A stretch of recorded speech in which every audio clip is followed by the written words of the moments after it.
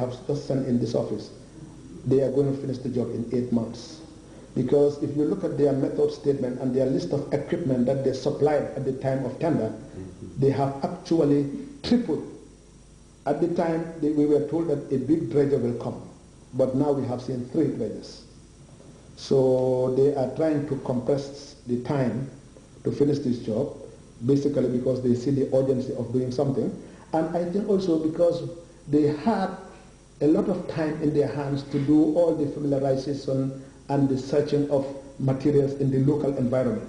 Because at the time of the conception of the project, they did not know that they will find the rocks in the Gambian area.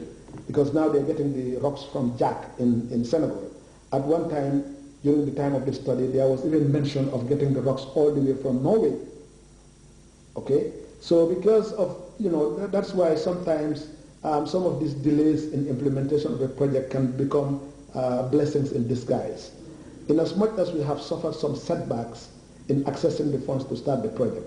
But when we hired the contractor, because of this delay, the contractor was able to have more time in his hands and do more searching of the materials to be incorporated in the works locally and in the sub-region, that it has impacted positively.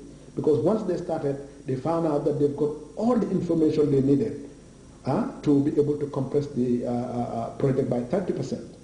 Because they were thinking of doing it between 12 to 15 months. Now we are going to see the completion of the project by March of next year, which is like 8 months.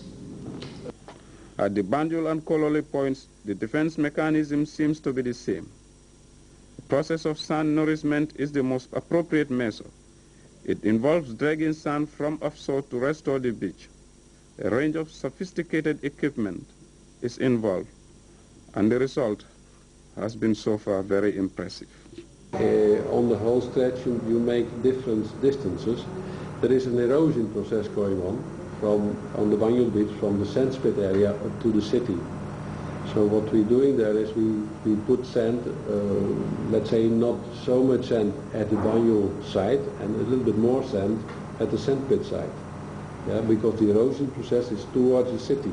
And if we put sufficient sand, the sand what we put on the sand pit will be traveling due to the wave action that causes the erosion process. It will go up to, going along the whole coast up to Banjul, and just this erosion process protects the whole coast. So we put more sand on one side and a little bit less sand on the other side, because every sand what you put at, for example, at the State House will be lost quicker than sand what you put on the sandpit side.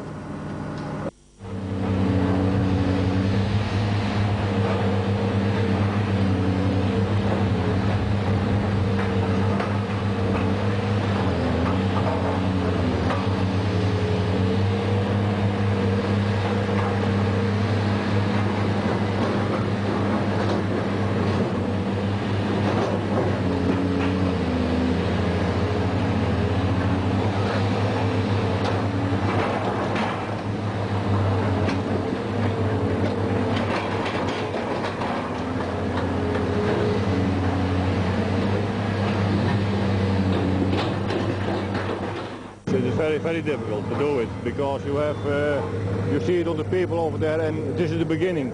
But when you are more or less 100 meters more in the sea, you get more and more problems over there, because there is tide, there is water, and then the people have to go inside sometimes to put also first a layer of geotextile over there on the floor, on the bottom of the sea, and later on also the rock to profile it with everything we need. So from big heavy rock till small, everything to use it together to build a complete groin. At the Cape Point, where the beach has been almost virtually washed away, a different and more complex process is involved.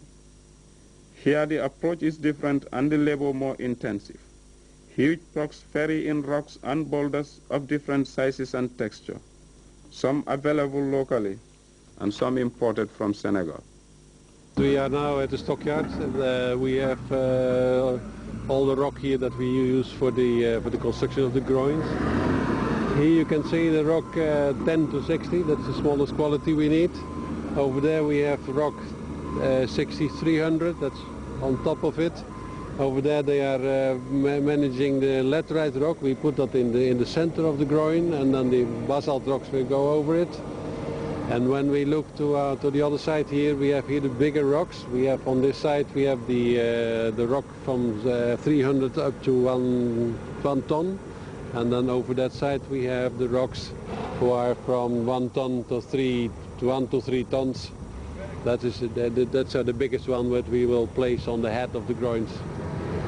And we have also still some laterite over there, but that's mainly the materials where we will be constructing the groins with. Here, as well as elsewhere along the coast, work is progressing 24 hours, 7 days. We are preparing a new groin to protect this area from the attacking from the sea. So that's what we are doing now. We built in total 5, and all of them are for the protection for the whole coast, and that we can keep our beach here, and also for the hotels.